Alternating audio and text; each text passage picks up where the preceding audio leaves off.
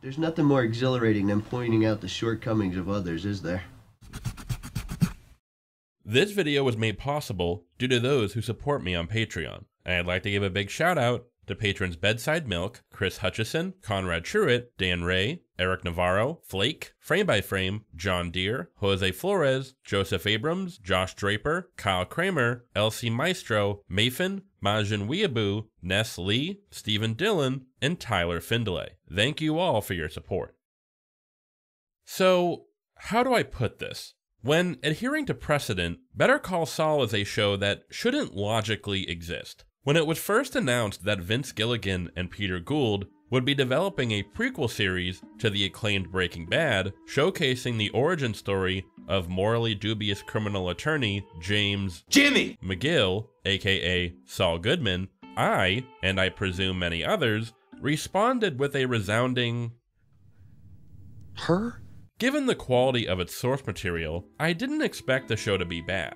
I figured it'd be along the lines of an enjoyable episodic comedy where we witness Saul represent a colorful collection of criminals indulging in wacky shenanigans to keep them out of prison. But frankly, at best, I figured it would be a cute little addition to the Breaking Bad universe and, over time, would fade into obscurity. And never have I been so glad to have been proven so wrong. Better Call Saul not only crafted its own hilarious, romantic, disturbing, heartbreaking, tragic tale, but, in my opinion, defied the precedent set by countless cash grab prequels and surpassed its predecessor. More nuanced and complex characters, more subtle and methodical storytelling, and a far more satisfying and thematically cohesive conclusion. If there is enough interest, I can always make a follow-up video where I flesh out my reasons as to why I consider it to be superior. But for now, it's time to give praise to Better Call Saul, a no-holds-barred, unprecedented miracle. If there's any thought that I think of me for a little support, out of time I need, it'll be enough. Another chance.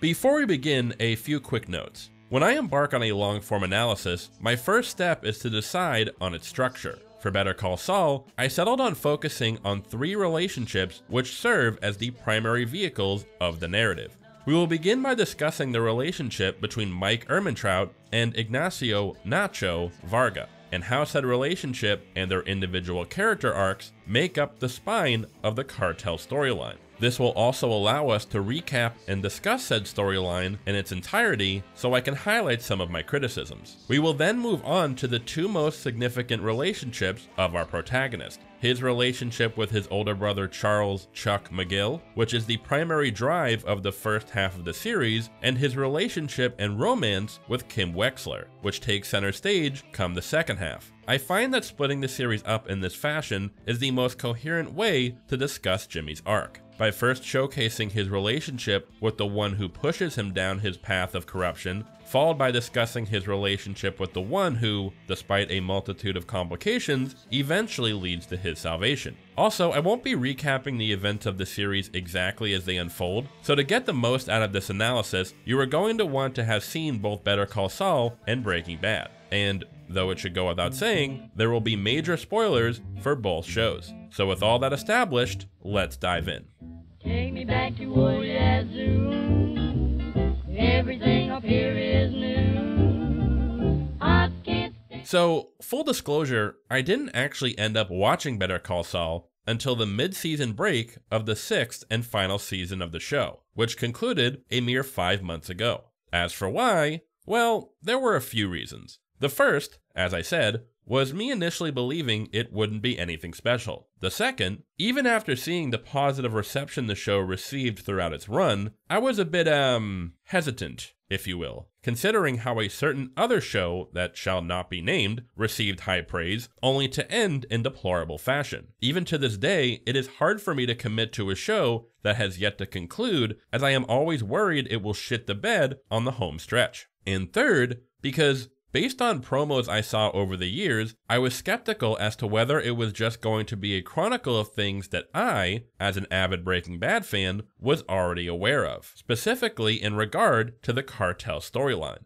That is not to say that the Cartel storyline is of poor quality. However, there were times when I felt as if there was a lot of screen time being spent on fleshing out events that didn't necessarily warrant it. Seeing how Hector came to end up in the state we find him in Breaking Bad was interesting, and us gaining insight into the construction of Gus's superlab was cool, but both of them fall under the category of, oh, that's neat. Hence, we see the emergence of what I call prequel problems. Much of the Cartel storyline is spent fleshing out and or recapping events that really don't need to be fleshed out nor recapped, which in turn makes it seem unnecessary, at least on the surface. I'm going to backtrack on this later. However, perhaps the most blatant prequel problem of the show is both the inclusion and demise of Lalo Salamanca. Despite being in the show for only about a quarter of its total run, Tony Dalton's incredible performance cements the character as one of the most memorable of the franchise. As charismatic as he is horrifying, his unrelenting drive to take Gus down is gripping to bear witness to.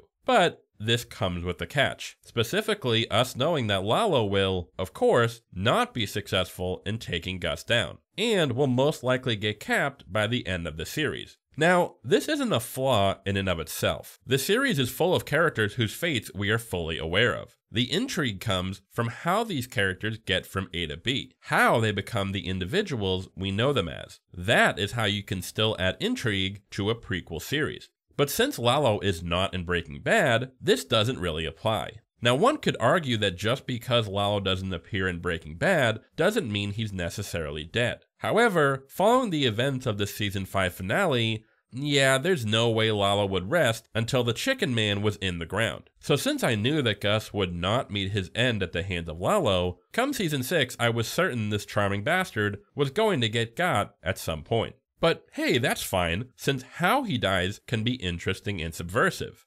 Yeah, about that. I understand Lalo as a character was obviously designed to be more of a catalyst for the endgame, but for such an insanely based character, I do think he met a rather anticlimactic end. Lalo is initially dispatched to manage the Salamanca drug operation, and soon begins to suspect that Gus may be up to something fishy. Eventually, Gus decides that Lalo is too much of a threat and sends men to assassinate him, though Lalo survives. Aware that it was Gus who tried to kill him, Lalo returns to ABQ and holds Gus at gunpoint at the laundry, recording evidence of the superlab which he plans to show to Don Eladio, thus proving Gus's disloyalty. However, after cutting the lights by kicking a power cord and retrieving a gun he had hidden earlier, Gus manages to shoot and kill Lalo. Which, obviously Gus is hyper-intelligent, hence he set up the ambush with the power cord and the gun as sort of a contingency plan, but, like, what if he shot you, like, in the knee, or made you stand, I don't know, like, over there? I get it was a last resort, but the odds of this even turning out in Gus's favor at all seem slim to none when you consider that Lalo was established as the fucking Terminator. All in all, it just felt like a lackluster end for him. However, it is only a minor flaw in my book, since Lalo's inclusion is more about the surrounding circumstances and their effect on other characters. Obviously, Lalo's return was meant to facilitate his murder of Howard, which leads to serious ramifications in regard to Jimmy and Kim's relationship, which I will touch upon later. But for now, I want to discuss how it leads to setting up Gus's final scene of the entire franchise. One common complaint I have heard from fans is that, while other characters in the Cartel storyline were given at least some added depth or nuance, Gus, for the most part, was not, which I would agree with if it weren't for his final scene. After surviving his brush with death and achieving his victory over Hector by securing his own portion of the Albuquerque area in which to run his meth operation, Gus heads to a wine bar and speaks with one of his usual wine stewards, David, who it is palpable he is sweet on. The scene is quiet and peaceful, the two men basking in their shared passion for wine and enjoying each other's company. But after David steps away, we close in on Gus as his joyful demeanor fades, replaced by grim resignation. He stands, takes one last look at where David took his leave before departing. this being our last shot of Gustavo Fring in the Breaking Bad universe. What is so brilliant about this simple scene is that it recontextualizes Gus's entire characterization as established in Breaking Bad. When Max was killed by Hector at Don Eladio's mansion, I presume that this was the death of Gustavo Fring. Yes, his body is still alive, but his soul has been eradicated. He is now simply a cutthroat, emotionless being driven solely by revenge. Hence his cold and stoic demeanor throughout both Breaking Bad and Better Call Saul. But it is at this moment that we see that there still is humanity within Gus, that he can experience joy, laughter, love, but it is upon the sullen realization that someone like Lalo could strip from him everything he holds dear, just as Hector did to him so long ago, that he suppresses it, because he cannot bear to suffer such a painful loss once again. It is a simple and subtle addition to his character that makes his fate in Breaking Bad that much more impactful. So even though I have my issues with Lalo's inclusion and death, I consider it relatively minor, due to how it adds to both Gus's characterization and leads to the climax of Jimmy and Kim's relationship. And thus, this is why, despite my critiques of the Cartel storyline, they are not that big of a deal, since the writers use these familiar plot beats to develop the arcs of other characters, namely Mike and Nacho. The circumstances of Hector winding up in his debilitated state is the catalyst for Nacho being recruited by Gus into his organization. The construction of the super lab is simply meant to act as the background to showcase Mike's descent into true moral corruption. And thus, since these events are primarily used to explore and develop said characters, let's discuss them. It truly is amazing what Jonathan Banks was able to do with the character of Mike Ehrmantraut. The character was only written into Breaking Bad due to Bob Odenkirk not being available to shoot the season 2 finale, in which Mike makes his first appearance, yet went on to be one of the fandom's most beloved. And thus, it was more than a pleasant surprise to see that Mr. Banks was given the chance to let his acting prowess shine and further explore his character. As was briefly hinted at in Breaking Bad, Mike was employed by the Philadelphia Police Department, where he partook in corruption within the force. Following in his father's footsteps, Mike's son Matt also joined the force at some point. Upon being exposed to the corruption within the department, Matt asked his father for advice, who told him to go along with said corruption to avoid retaliation from his fellow officers. However, in fear of Matt's hesitance, two of his fellow officers, Troy Hoffman and Jack Fensky, murdered him. Following a bout of guilt-driven depression, Mike murders both officers to avenge his son, after which he flees to Albuquerque. In one of the show's most powerful moments, Mike confesses his crimes to Matt's widow, Stacy, lamenting that not only did he lose his son,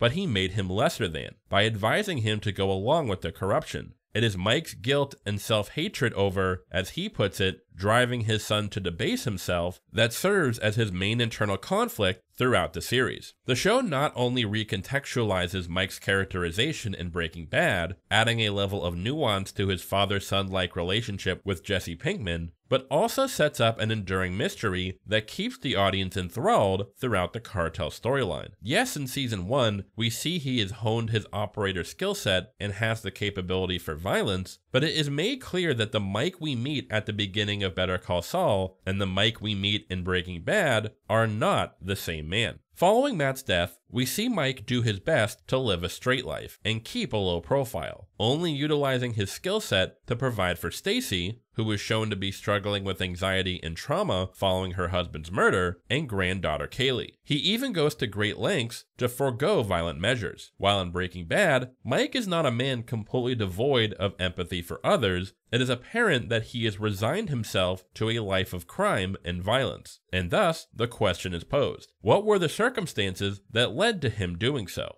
To forgo becoming a man that his son Matt would be proud of. And his arc in particular is an example of how the writers perfected their methodical storytelling craft. Mike's transformation feels so realistic due to it implementing a death by 1,000 cuts approach. Rather than Mike's regression being as a result of big life-defining moments, though there are a few of those, it occurs slowly, almost without notice to both Mike and the audience. There is no big definitive moment where he becomes the Mike we were introduced to in Breaking Bad. It was as a result of a nearly imperceptible series of seemingly innocuous decisions, a journey whose causality only becomes clear in hindsight. Following him fleeing Philly and taking refuge in ABQ, Mike does his best to remain as straight as possible, only taking on menial bodyguard work to support Stacy. But one of his most causal actions comes when Nacho Varga, a cartel underling of Tuco Salamanca, who Mike had associated with prior, asks Mike to help him assassinate Tuco. Mike refuses, opting for a more tactful approach by getting Tuco arrested. While he states he forgoes killing Tuco because he does not want to attract cartel attention, it is strongly implied that Mike refuses to do so to prevent himself from becoming too far gone, to resist becoming a man he believes his son would look upon with ire and disappointment. Yet,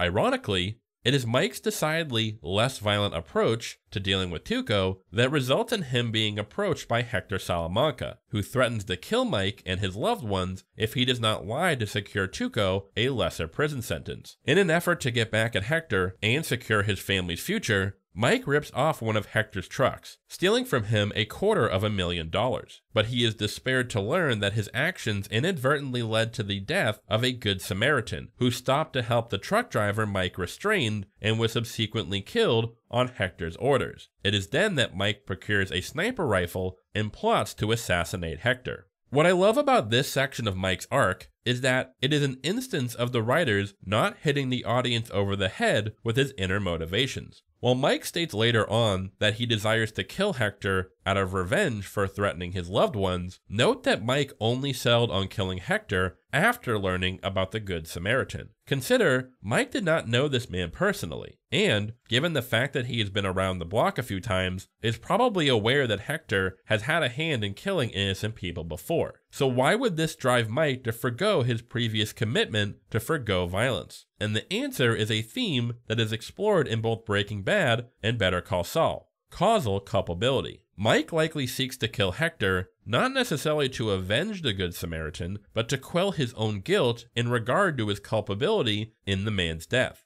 Mike may not have pulled the trigger, but it was as a result of his actions' cascading effects that led to the Good Samaritan dying. Thus, the question is posed: is Mike at fault for his fate?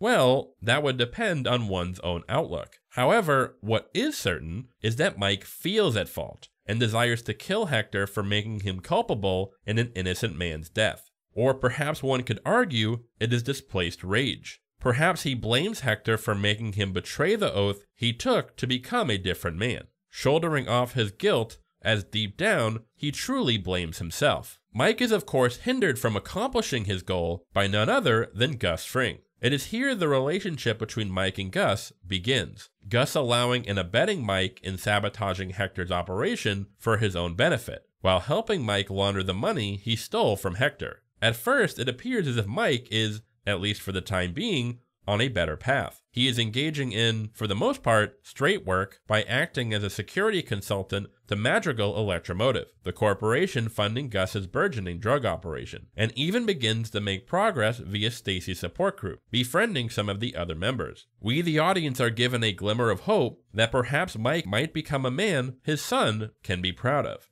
But, of course, we know this is not how things will turn out, and it is not long until we see Mike begin to backslide. Upon realizing one of the members of the support group, Henry, is lying about having a deceased wife and being triggered by Stacy discussing her fear that she is beginning to forget Matt, Mike exposes Henry and lambasts the support group, despite it having been shown to benefit him greatly. It is clear that Mike is unable to, or refuses to, process the death of his son, which in turn keeps him on the path of crime and violence. And, sure enough, it is not long after this that Mike agrees to help Gus by overseeing the construction of the super lab, not knowing that this will lead to one of the most defining moments of his descent into a life of moral corruption. Mike supervises the recruitment of a crew to construct the lab, including lead engineer Werner Ziegler. Despite their not so similar circumstances, they form a friendship, Mike considering Werner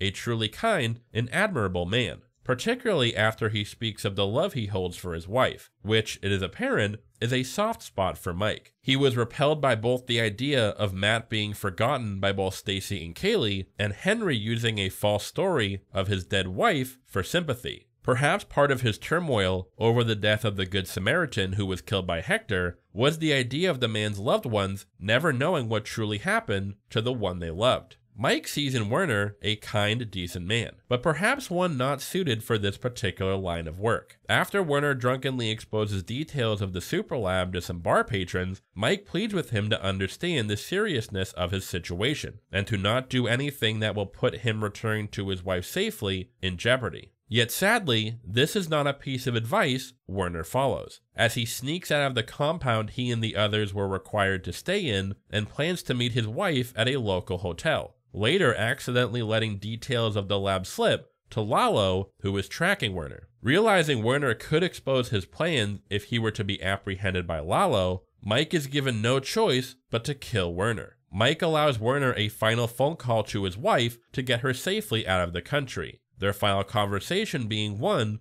of anger and bitterness, before Werner accepts the consequences of his actions and walks out into the desert where he is executed by Mike. Perhaps it is at this moment, just before committing said act, that Mike questions how he arrived here, having to kill a good man and loving husband to make the man's wife a widow. Despite all the progress he made in trying to be a man his son could be proud of, every choice Mike has made has led him to this, becoming nothing more than a killer for hire. Following Werner's death, we see Mike's guilt compounded, drinking heavily, snapping at Kaylee, displaying bitterness at Gus for his lack of compassion over Werner's death, even instigating getting his ass kicked, which almost leads to his own death. He is saved by Gus, and while he's able to patch things up with Stacy and Kaylee, sadly, it seems he is almost fully regressed into the Mike we meet in Breaking Bad.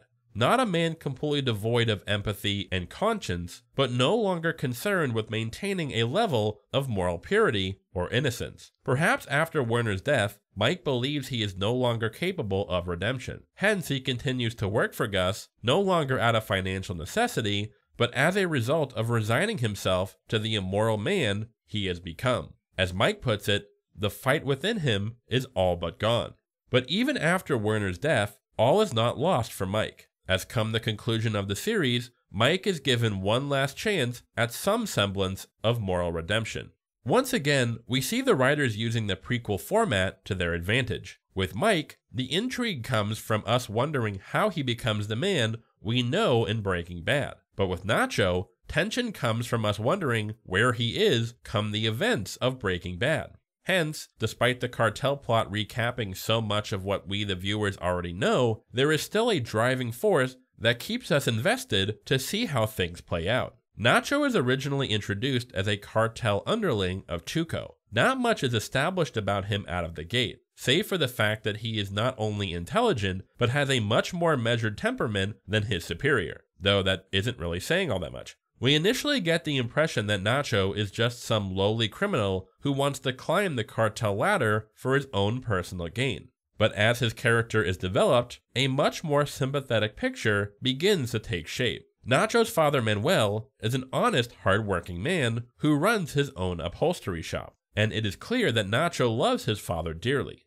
While the details of Nacho's initial exposure to the Cartel are not known, we can theorize that perhaps he was embittered by seeing his hard-working father struggle to succeed while living an honest life, while his peers prospered by resorting to illegal means. Perhaps it was a desire to live the good life his father was shut out of himself that drove Nacho to become a criminal, though he comes to realize that, despite the lavish digs he enjoys as a result of his trade, it is not all it's cracked up to be. Him becoming disillusioned as a result of having to associate with truly heinous individuals. Conversely, or in addition to his desire for a materialistic lifestyle, perhaps it was seeing his father struggle all his life for minimal reward that drove Nacho to reach the heights to ensure his father a better life. Though he is constantly plagued with fear and doubt, not only as a result of his father's fierce disapproval of his criminal ways, but also the knowledge that the longer he is in the game, the more he risks said game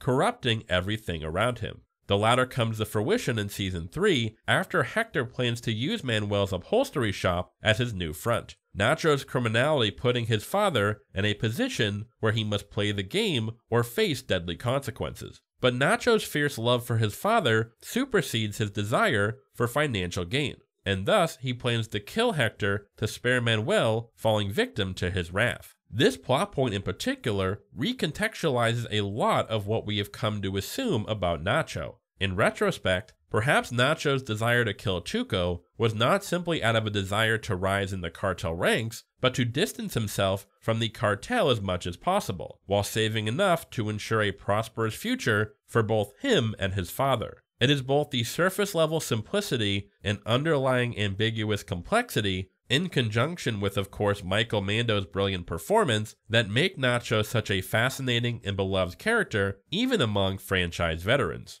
The relationship between Nacho and Mike, while not overly fleshed out, is significant, them acting as a pair of mirrored spirits, if you will. A father plagued by letting down his son, a son plagued by letting down his father. Despite them not showing any explicit feelings towards one another, it is evident that they both sense one another has a level of decency within them, and each tries to urge the other to stay out of harm's way, forming a sort of unspoken alliance and quasi-friendship. Thus, to bring things full circle, Nacho stands as the last avenue for Mike to perhaps achieve some semblance of redemption. Though we the audience know where Mike's path ultimately leads, perhaps he can help Nacho avert his own course. Yet, sadly, this is not what comes to pass. Following Nacho successfully switching Hector's heart pills with placebos, thus resulting in his stroke, while we are at first thrilled to see Nacho free himself and his father from Hector's wrath, we are despaired to see how this one decision sets off a chain reaction that will eventually lead to his grisly fate. After his attempted assassination of Hector is witnessed by Gus, Gus capitalizes on this by making Nacho his mole, threatening to inform the Salamancas of his role in Hector's fate, as well as the safety of his father if he does not comply. It is here that we see the walls of the prison Nacho has made for himself slowly begin to close in around him, praying that he can find some way out of this mess and he and his father can escape with their lives. But it is soon made clear that any hope we had for Nacho being given a life of freedom was nothing more than a dream, as he is ordered to help orchestrate the assassination of Lalo and is later thrown under the bus by Gus to appease the Salamancas and conceal his own involvement. Despite Mike's pleas to spare Nacho, and even him standing up to Gus when he tells him to bring Manuel to use as a means of intimidation, he is powerless to prevent Nacho's ultimate fate. The two men share a final conversation over a drink the night prior to Nacho being turned over to the Salamancas. Despite these two, again, never technically being friends, both are sad to see it come to this. Nacho despaired upon realizing Mike was aware he was being set up from the beginning, Mike in turmoil over betraying Nacho and having no way to stop what is to come. In the end, Nacho is thankfully able to secure the safety of his father and, after sharing a final heartfelt goodbye, accepts his fate. But not before going out in the most badass of fashions. In his final moments, telling Hector, Gus, and the rest just how much he despises them, twisting the knife in Hector as he tells him he was the one who switched his pills and caused his stroke, before taking Bolsa's gun and robbing his enemies of their satisfaction by ending his life on his own terms. Mike, reeling with guilt, visits Manuel, informing him of Nacho's demise, wanting to give the man at least a bit of comfort by telling him that his son died a painless death. However, Manuel scoffs at Mike, telling him that despite what he may tell himself, he is no better than the criminals and killers he associates with. Sadly, this is less of a wake-up call for Mike, and, perhaps even more so than Werner's death, the moment where he has resigned himself to becoming the individual we meet in Breaking Bad, one without any hope or expectation of ever being a good man again, bringing his arc in Better Call Saul officially to a close, as he is condemned to the path that will eventually lead to his own end. The only silver lining being that we the audience know that Mike's capacity for empathy was not completely snuffed out, and at least one person he sought to help was able to escape to a better life, even if he wasn't around to see it. So while I do have my gripes with the Cartel storyline, it was astounding to see how the writers were able to still make it so gripping and emotionally impactful by utilizing the characters of Mike and Nacho to keep a story we already knew the ending to so engaging. And now, it is time to discuss what I consider to be not only the most tragically brilliant arc of the show, but of the entire Breaking Bad universe. Help me, O Lord, to do thy will, humbly now I pray. Help me to thee my service. While there is no doubt plenty of brilliance to be found in the back half of Better Call Saul, in my opinion, the first 3 seasons of the show are one of the greatest stretches of television in history. I knew that Better Call Saul would undoubtedly contain plenty of comedic brilliance, but I was floored by how it was able to absolutely emotionally gut me. The character of Chuck McGill becoming my favorite character of the entire franchise. A man whose neck I wanted to throttle constantly, yet somehow, the incredible Michael McKean was able to humanize this monster. A seemingly impossible feat of acting prowess that makes the fact that the Emmys did not nominate him for any of the first 3 seasons and had the audacity to only nominate him for Best Supporting Guest Actor for Season 4 is, memes aside, a sick joke. It's time to explore one of the most fascinating dynamics of the show, the tragedy of the brothers McGill. James Jimmy Morgan McGill's path to becoming the sly schemer we all know and love, sometimes, began as a child, upon bearing witness to how the world rewards those who possess kind hearts. Jimmy's father, Charles Sr., was a righteous man who owned a convenience store in Cicero, Illinois, and was always willing to help those in need. However, this made him an easy target for the wolves of the world. After a chance encounter with one of these so-called wolves, a grifter who was able to swindle Charles out of $5, Jimmy, frustrated with his father's good nature, leading to him being constantly taken advantage of, decides to follow suit. Over the coming years, Jimmy would go on to steal possibly thousands from his own father. Eventually, financial struggles resulted in his father having to shut the store down, the stress of which may or may not have contributed to his death a mere 6 months later. Now, there is a brilliant little nuance here the show includes in regard to this plot point. In Season 2, Chuck mentions to Kim that he discovered over $14,000 had been swindled from his father's business over the years. However, since it is never definitively stated just how much money Jimmy ended up stealing from his father, it is unknown whether Jimmy had any substantial responsibility in regard to the store's failure. Perhaps it was primarily due to his father's overgenerous nature. However, the nuance comes as to where Jimmy and Chuck each placed the blame. Later in the series, Jimmy states that the store's closure was as a result of his father's, as he puts it, gullible nature, and doesn't even acknowledge the fact that his own swindling could have possibly been a factor. This could either be a case of Jimmy being oblivious as to how his own actions have negative effects on others, or him denying his own culpability out of guilt. On the flip side, Chuck places the blame entirely on Jimmy's shoulders. Granted, even if Jimmy only slightly contributed to their family business shutting down, I can definitely understand Chuck's indignation. But this demonstrates just how much resentment and bitterness Chuck holds towards his baby brother even decades later, which, as we come to see, runs deeper than we could have possibly imagined. It is such a small observation, but shows just how perfectly realized these characters are. Jimmy would go on to hone his swindling skills and earn himself the nickname Slippin' Jimmy by making a living via engaging in a number of cons and schemes with his friend and partner, Marco. However, Jimmy's tenure as a con man hit a snag when he defecated through a sunroof while under the influence. Upon being arrested, Chuck, who had already established himself as a premier Albuquerque lawyer with his firm, Hamlin, and McGill, agrees to use his influence to get the charges dropped on the condition that Jimmy leave behind his scheming ways and live an honest life, to which Jimmy agrees. Perhaps it was remorse over neglecting his family, perhaps it was somewhere deep down the guilt of ruining his father's business, perhaps he just didn't want to go to jail and would do anything to avoid such a fate. However, I think the key thing to note is that this was the moment where Jimmy finally felt as if someone was looking out for him. Chuck could have just as easily let Jimmy rot in prison, and to be frank, I wouldn't blame him. But despite Jimmy being embittered with the world, believing that the little guy could never catch a break, that one's generosity and compassion will only lead to getting played like a sucker, his own big brother, who has every reason to cast him aside,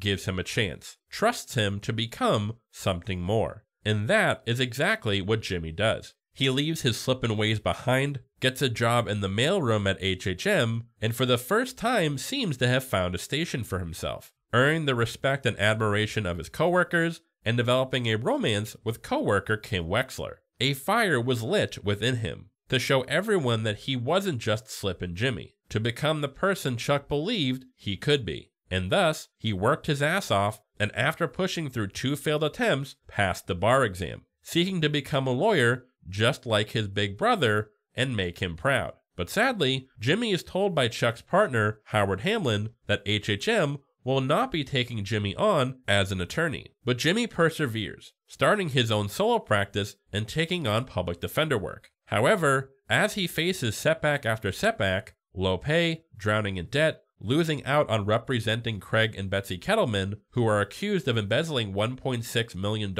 from the county treasury, to none other than HHM, who assigns Kim to their case, his disillusionment begins to resurface, and we see the reemergence of Slippin' Jimmy, as Jimmy begins utilizing his scheming ways to promote his practice, much to the chagrin of both Howard and Chuck, the latter fearing that his little brother may be backsliding into his old self. And thus, we see, in as early as season 1, the conflict raging within Jimmy, between being the righteous man he desires to be to make his brother proud, and the more jaded conster who believes playing by the rules is a fool's errand. However, we also see something within Jimmy that perhaps he isn't even consciously aware of. While he of course tries to play by the rules to make Chuck proud, we also get a sense that Jimmy, deep down, has an intrinsic sense of justice, of compassion, of doing the right thing simply because it is the right thing to do. We see this when he attempts to warn the Kettlemans that Nacho Varga may be coming to harm them and take their embezzled money. We see this when he coerces the Kettlemans into returning to HHM in order to salvage Kim's reputation, even though he had a chance to take the money and run. We see this when he begins representing elderly clients and appears to express sincere empathy for them. Despite him believing that his father's intrinsic compassion made him a fool, perhaps there is a spark of said compassion that exists within him. But then Jimmy is given perhaps the luckiest break of his life. Upon learning that Sandpiper Crossing Retirement Home, where a number of his elderly clients reside, has been scamming their residents, Jimmy springs into action and, after conversing with Chuck, who agrees to help him with the case, seeks to pursue a class action lawsuit. It is here we see Jimmy finally being given the chance to prove himself, to become the man Chuck believed he always had the potential to be. Of course, Jimmy is ecstatic to have stumbled upon such a juicy case, but it is also apparent he pursues action against Sandpiper not only to raise his own profile, but because he is disgusted at seeing these innocent people being taken advantage of, because he knows what it feels like to be the little guy, to be kicked when you are down. But instead of giving in to jadedness once again, he defies it, he overcomes it, he fights back. He and his brother, despite their tumultuous past, are working together as equals and partners. We even see him utilize the same creativity and tactfulness that made him such a successful conman to achieve a righteous end. Finally, we see Jimmy about to show everyone his true potential. Yet, once again, he has the legs kicked out from under him. After Chuck tells Jimmy that the case is far too big for them to handle on their own, they bring it to HHM. But instead of allowing Jimmy to work on the case as a member of their team, Howard simply offers him a consulting fee and a percentage of the final settlement. Despite the settlement potentially being worth millions, Jimmy is livid because, despite his insistence that he is all about the money, this is not about the money. It's about being respected, about being seen as more than just a nobody, about being trusted. Incredulous, Jimmy refuses to hand over the case and goes at it alone, believing he can bring these crooks to justice and, hopefully, make his brother proud. And that is when he receives his biggest gut punch yet. To his immeasurable despair, Jimmy learns that it was Chuck, his own brother, who not only told Howard to cut Jimmy out of the Sandpiper case, but was the one who squandered his chance to join HHM all those years ago. Jimmy confronts Chuck, only to have Chuck lambast him, us seeing a bitter and vindictive side of him that we have yet to bear witness to, saying that he will always be slipping Jimmy, that no matter what he does, he will never truly change, and that he cannot be trusted with something as sacred as the law. So now the question is, if Chuck truly didn't believe Jimmy was capable of change, if he truly held such bitter resentment for his brother for all these years, then why did he vouch for him? Why did he give him a second chance? Instead of leaving him to rot in prison, why did he make it seem as if he believed Jimmy was capable of making something more of himself? And in order to answer these questions, we have to examine the enigma that is Charles McGill. As I said, leading up to the day that Jimmy asked for his help, I completely understood Chuck's resentment for his little brother, who ripped off their father, who at least partially was responsible for their family business shutting down, who abandoned their family and embarked on a dishonest life, and yet while he was the one who did everything right, who played by the rules, who stood by his parents, they couldn't, or refused, to see his brother for who he was.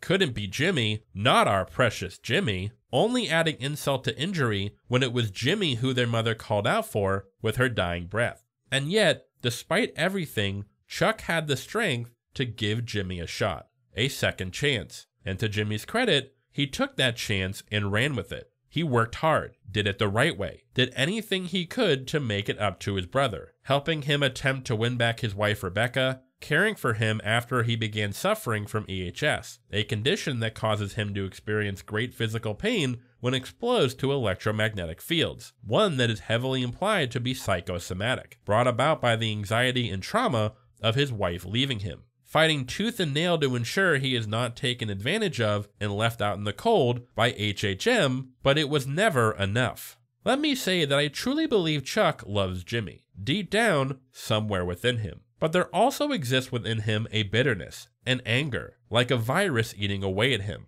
Ironically, he lambasts Jimmy for having something within him that prevents him from true change, yet this more accurately describes himself. The resentment he procured for Jimmy all those years ago still plaguing him, keeping him embittered and churlish. While it is never confirmed exactly why Rebecca left Chuck, based on his evident misery, which follows him everywhere he goes, and his inability to take accountability for his own actions, it can be surmised that it was just too much for her to take. Rather than seeing the good in his baby brother, he can only see the worst.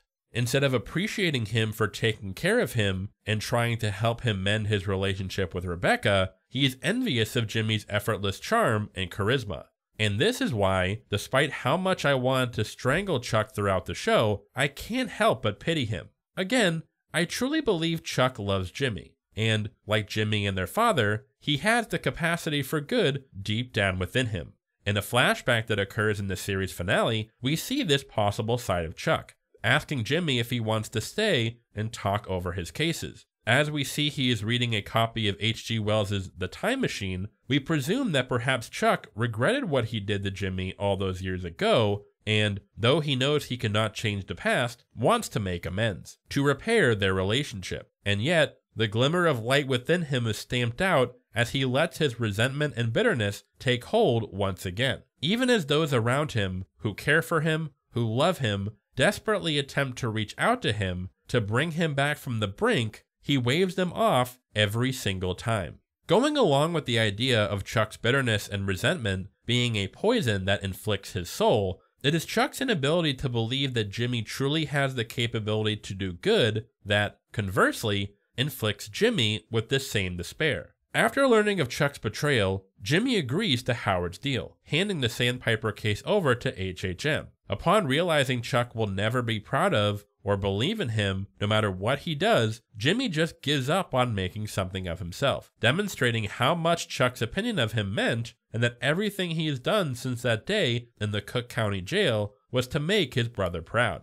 It is here we see Jimmy begin to unravel, eventually returning to Cicero and continuing his old scheming ways with his partner in crime, Marco, who Jimmy finds right where he left him. But after Marco's death, Jimmy returns to Albuquerque, inheriting Marco's ring, representing a piece of his Slippin' Jimmy persona and how will always be with him no matter what. We then see Jimmy begin to flip-flop between these personas, initially foregoing an offer from Davis and Main, another law firm who was partnering with HHM on the Sandpiper case, opting to return to his cons and scams on his own, but later taking the job upon the insistence of Kim.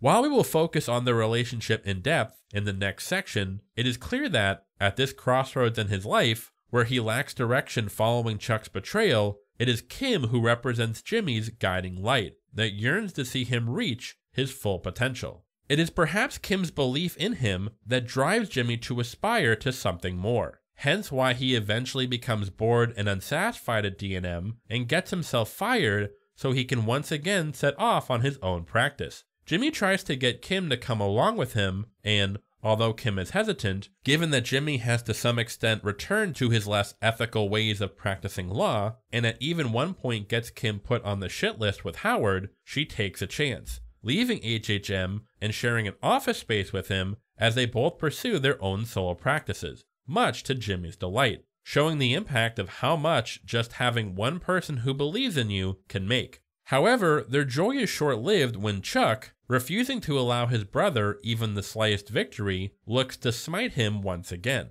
After Kim gets put on the shit list by Howard as a result of Jimmy's actions, she attempts to return to his good graces by securing a new big client, Mesa Verde Bank and Trust. Upon leaving HHM, Kim is successful in retaining Mesa Verde, that is until Chuck uses his own tact to keep Mesa Verde as a client of HHM, leaving Kim SOL. In response to this, Jimmy alters the documentation in Chuck's proposal, making Mesa Verde question Chuck's competence, which eventually leads to them returning to Kim. What is so tragically ironic is that while Chuck resents Jimmy for his scheming ways, and, at least he claims, wants nothing more than to see Jimmy live an honest life, it is Chuck's own antagonism that leads to Jimmy perpetuating said ways. It was Chuck denying Jimmy a place at HHM that eventually led to him resorting to try and scam the Kettlemans out of frustration. It was Chuck telling Howard to cut Jimmy out of the Sandpiper case that led to Jimmy returning to Cicero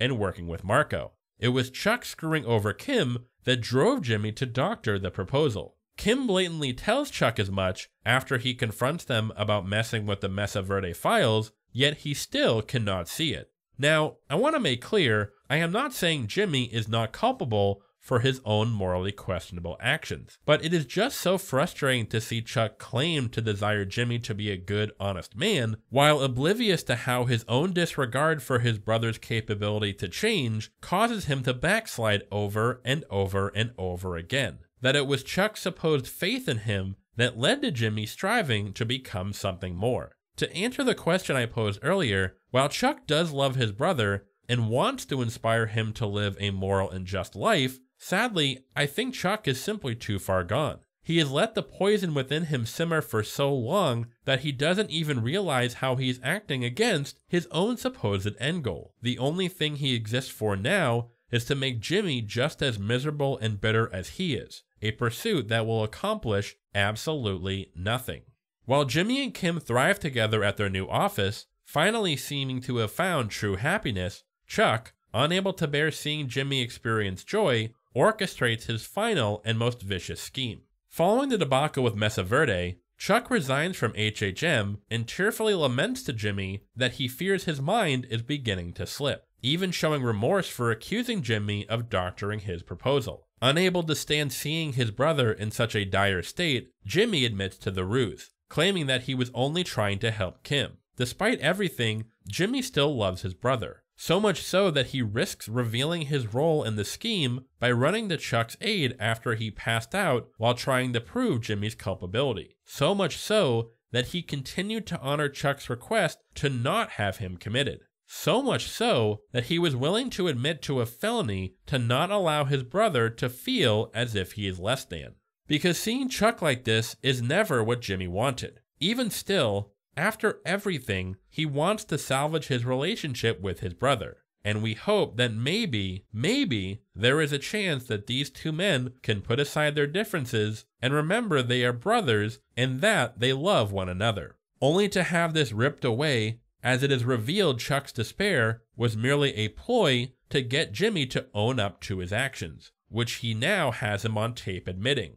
Chuck used Jimmy's love for him against him, knowing he could capitalize on it to bring him down. A truly despicable act. Upon Jimmy discovering Chuck's latest betrayal, he confronts him enraged, questioning why Chuck would do something so insidious and vile to his own brother. Jimmy destroys the tape, only to learn that his discovery of the betrayal was orchestrated by Chuck, who has Howard and a PI lying in wait, as he knew Jimmy would destroy the tape in anger and that they would witness him doing so. It is here that it appears Jimmy has truly forsaken Chuck, coldly telling him that one day he will suffer another EHS attack and wind up in the hospital. But rather than having his brother at his side, he will die alone. As much as I didn't mind seeing Jimmy finally putting Chuck in his place, it was shocking to see Jimmy say something so cold and vicious to his own brother, who, despite everything, he still loves. Chuck then suggests that Jimmy, rather than face jail time, should be given community service, but with the caveat that his confession, while not admissible in criminal court, be sent to the Bar Association, which will most surely result in Jimmy's disbarment. It is made evident that, ironically, it was Jimmy's aspirations to become a lawyer that exacerbated Chuck's vitriol towards him. In Chuck's eyes, the law was the one thing he had, and he couldn't bear to see Jimmy take it from him, despite the fact that Jimmy only wanted to become a lawyer to make Chuck proud. It is then we come to perhaps the most memorable scene of the entire series. Upon the day of Jimmy's bar hearing, Jimmy and Kim work together to further discredit Chuck by demonstrating his resentment for Jimmy, how he has held a vindictive grudge against him for decades, and, of course, by revealing the psychosomatic nature of Chuck's EHS, which Jimmy accomplishes by having Huell Babineau plant a phone battery in his pocket. What follows is an unhinged rant by Chuck, lambasting Jimmy, spewing poison, the true severity and intensity of his resentment for his own brother on full display for all to see, how he has let it fester within him for the majority of his life. As much as you all know how much I love to meme this scene, it truly is one of, if not the, most essential moment of the series. How part of me wanted to see Chuck get what he deserved, to be humiliated, to be discredited in front of his peers and colleagues for all the horrible shit he has done, yet still feeling sick to my stomach about cheering for his downfall. To see a man debase himself completely in front of the love of his life, his own partner, and his own brother, who is clearly regretful that it has come to this. This is not a victory by any means, but rather a tragic culmination of the deteriorating relationship between two brothers. Though he avoids disbarment, Jimmy is given a 1-year suspension from practicing law. While one would think this would be seen as a victory, the financial toll that Jimmy losing his practice takes begins to wear away at him. Like we see in Season 1, Jimmy's financial struggles eventually lead to him returning to his old ways, foregoing his integrity. He stages a slip-and-fall scheme at a local music store, whose owners refuse to pay him for a TV spot. He threatens his community service supervisor with legal action, allowing a drug dealer to take off in exchange for $700. And yet his most heinous act is yet to come. Realizing he is still entitled to a portion of the Sandpiper settlement, totaling over $1 million, Jimmy seeks to force a resolution. He tries to convince Howard to settle, attempting to guilt him into it by saying that prolonging the suit is only in HHM's financial benefit, only to have Howard throw this assertion back in his face, knowing Jimmy only wants to settle so he can get his cut. We will discuss Howard's characterization later on, and how the audience's perception of him slowly changes over the course of the series. But even at this point, it was so refreshing to see him call out Jimmy's hypocrisy. How Jimmy initially was drawn to the Sandpiper case due to his drive to see the victims of the scheme redeemed, but now only cares about his own financial benefit. In response, Jimmy approaches Irene, one of his elderly clients who initially led him to the discovery of Sandpiper's illegal activities, and, through a series of schemes, alienates her from her friends by convincing them that Irene, by not agreeing to the settlement, is preventing them from getting their fair share of the money. This results in Irene's friends turning against her, allowing Jimmy to capitalize on her isolation to get her to accept the deal. The same man who gave Irene a discount in Season 1 and a small but tender act of empathy is now manipulating her for his own personal gain. We, the audience, fear that, despite Jimmy defeating Chuck, in a sense, he is allowing the same bitterness and rage that destroyed his brother to destroy himself. Conversely, as we see Jimmy begin to regress, Chuck, it appears, begins to see the light. Following his outburst, Chuck makes progress at overcoming his EHS. Ironically, despite Jimmy revealing the psychosomatic nature of said condition being an effort to ruin Chuck, it appears as if it was a necessary step in Chuck seeing the truth. A wake-up call of sorts, making him not only question the true nature of his condition, but also how everything turned out with Rebecca and, of course, Jimmy. We wonder if Chuck can achieve some sort of redemption. Perhaps he will be the one who, by admitting he was wrong, by accepting responsibility, can bring Jimmy back from the brink and salvage what remains of their relationship. Yet, sadly, this is not what comes to pass. Unbeknownst to Chuck, earlier, Jimmy had tried to get a refund on his malpractice insurance, but learned that not only can he not get it refunded, but when he does return to practicing law, his premiums will rise tremendously. Embittered, he purposely lets the details of Chuck's mental state and courtroom outburst slip in an attempt at sabotage. As a result of Jimmy's actions, the insurance company plans to raise the premiums of HHM and requires that Chuck be supervised by a fellow attorney. Chuck scoffs at such requirements, but Howard, in order to save HHM, and as a result of seeing just how much his resentment for Jimmy has clouded his judgment, insists that Chuck retire. Chuck threatens to sue HHM in response, but Howard calls his bluff, leading to Chuck's forced exit from HHM. In one seemingly innocuous action of petty vengeance, Jimmy not only destroyed the partnership and friendship between Howard and Chuck, but took from his brother the one thing in his life he held so dear, the only thing he had left to hang on to, and thus obliterated any chance that Chuck may overcome his flaws, his shortcomings, and become a better man. However, there is one final glimmering hope come the end of the third season. After Kim, who has been taking on extra casework to help support Jimmy financially, falls asleep at the wheel due to exhaustion and severely injures herself, Jimmy appears to receive his own wake-up call, realizing that his turmoil and bitterness led to him losing sight of what truly matters in life. It is then that Jimmy makes his last effort to salvage his relationship with Chuck, entering his home to see Chuck has begun to overcome his EHS. Though Jimmy expresses remorse for everything that has transpired, Chuck coldly brushes him off, telling him that there is no need to feel bad or to try to patch things up, as what's done is done. You can't change the past, and it doesn't matter anyway, since Jimmy will always end up hurting those around him. It is almost more heartbreaking to see Chuck treat Jimmy like this. I almost would prefer if Chuck began screaming at him like he has in the past. At least that would show that there was still something there, that even if Chuck hates Jimmy, he still feels something towards his brother. But instead, Chuck's tone is completely detached, and he ends their conversation with the final words he will ever speak to his brother. I don't want to hurt your feelings, but the truth is, you've never mattered all that much to me.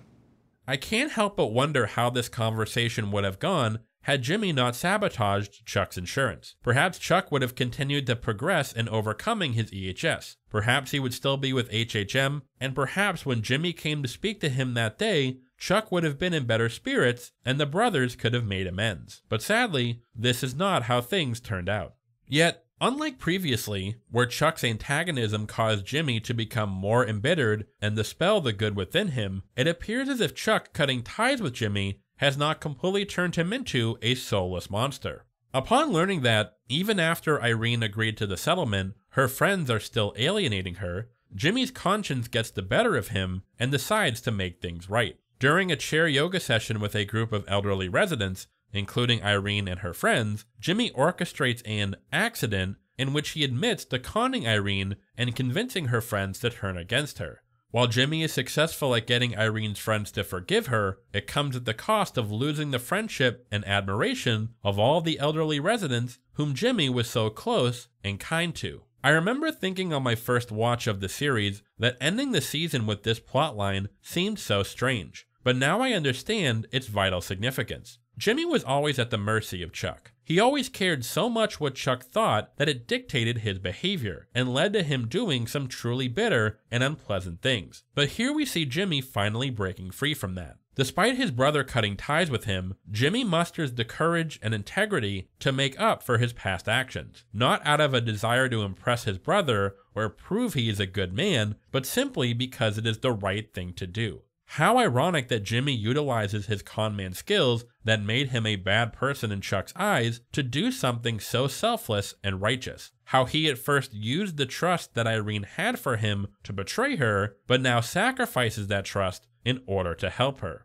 It was a moment of tremendous growth for Jimmy and proved that he was his own man, that he was not beholden to others, that deep down he truly was capable of good. Despite him and Kim having to give up their shared office space as they can no longer afford it, we the audience are confident that Jimmy will turn out just fine, that he will continue to do the right thing, to take accountability for his actions, and perhaps one day become the man he strives to be, not to impress or win the approval of Chuck, but for himself. Yet, unbeknownst to Jimmy, following the confrontation where he told his baby brother that he meant nothing to him, Chuck's EHS begins to rapidly increase in severity. We come to the sad realization that despite everything, Chuck does love Jimmy, and that severing ties with him was the straw that broke the camel's back. Chuck's anxiety shoots through the roof, causing him to literally tear his home apart. Come the end of his breakdown, Chuck sits alone, cold, and in the dark,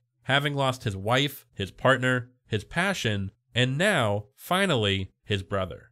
His bitterness, his resentment, his rage, causing him to push everyone and everything away until he is left only with himself. And it is then that he makes his final fateful decision, as he knocks over a kerosene lantern, purposely setting his home ablaze and bringing his life to an end. And it is here that the tragedy of James Morgan McGill truly begins. My blue moon turns to gold again when the rain. While many of my, albeit minor, critiques of the series do crop up in the back half of the show, I want to stress that, while it may not be as perfectly structured or paced as the first half, it makes up for it with its audacity. Just when I thought I knew where the tale was taking me, when I felt as though I could tell where the narrative was heading, it went somewhere completely different. And it was only upon rewatching where I saw the meticulous trail of subtle breadcrumbs that led to such a brilliant resolution. For this section, I am going to focus on the three main narrative threads that are the primary focus of seasons 4, 5, and 6, respectively. The inability of Jimmy to process Chuck's suicide, which in turn facilitates his transformation into Saul Goodman, Kim's transition from being the voice of reason keeping Jimmy from his self-destructive tendencies to the devil on his shoulder in a sense, and their scheme to destroy Howard's reputation, the resulting consequences, and the ultimate conclusion to our story. And since all of these threads center around Jimmy, Kim, and their relationship, let's back up and discuss. Jimmy and Kim first met while working in the mailroom at HHM, and began dating sometime after, them being kindred spirits of sorts, perhaps sensing both the best and worst of themselves within each other, the best being the intrinsic good that exists within each of them. While we initially see her attempt to climb the corporate ladder, Kim eventually becomes jaded with the world of financial law and opts to pursue pro bono work, to fight the good fight, to help those in need. And it is as a result of the good within her that leads to her falling for Jimmy due to the sincerity within him, his inner sense of right and wrong, his compassion for those in need, his love for his brother. Even though Jimmy at times despises these parts of himself as he feels they make him a sucker, they are ultimately what win Kim's affection. However, them being kindred spirits may also be as a result of their more toxic sensibilities. In season 2, we see Kim enjoying the thrill of pulling off cons with Jimmy. Despite her expressing distaste for Jimmy's underhanded ways, it is pretty clear she not so secretly digs it. Yet she doesn't allow things to get too out of hand, as she recognizes this more potentially destructive side of herself and does her best to quell it. But this is hindered by her sincere love for Jimmy, which leads her to aid and abet his schemes, even when it goes against her better judgment, and/or awakens a part of herself that she would rather remain dormant. What we are left with is a wonderfully complex relationship, elevating Kim to a far more dynamic character as opposed to merely a stock love interest meant to act as an angel on Jimmy's shoulder. Though that doesn't mean that she doesn't simultaneously act as said angel. As Jimmy drifts more and more into bitterness, constantly being brought down by Chuck's antagonism, Kim is the one who keeps the light within him alive, always on his side, never losing faith in the good within him. And come the end of season 3, we see her belief in Jimmy bring him out of his downward spiral. Not only does Kim's car accident lead to Jimmy seeing past his bitterness and trying to make amends with Chuck, but even after Chuck coldly cuts ties with him, with her inspiration, he uses his scheming ways to carry out a truly selfless and magnanimous act. Despite Jimmy's quest to become a better man being initially driven by his desire to make Chuck proud, it is now driven by his love for Kim. Hence, while it is sad to see Chuck cut ties with Jimmy, I think this was the best thing for him, as now the most significant relationship in his life is with a person who not only returns his affection, but believes in him more than perhaps he believes in himself. Thus, we the audience are confident that Jimmy and Kim will weather whatever comes their way and continue to bring out the best in each other.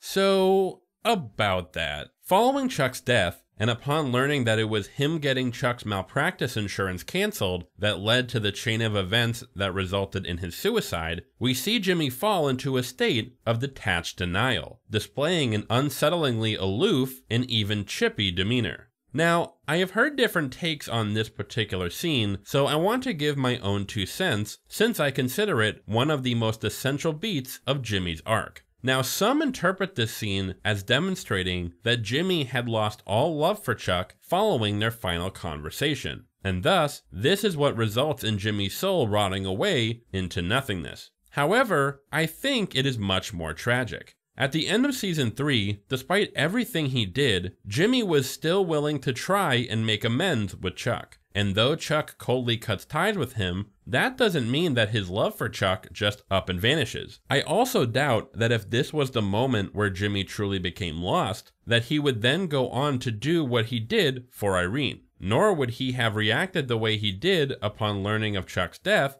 all the way up until after his funeral. The key moment is when he learns from Howard about how him getting Chuck's insurance canceled contributed to his downward spiral and ultimately his suicide. The idea that he was responsible for Chuck's suicide, that such a seemingly innocuous moment of sheer bitterness led to his horrifying death, was simply too much for his mind to handle. So when he is given a chance to displace his guilt by putting it all on Howard forcing Chuck out of HHM, he takes it.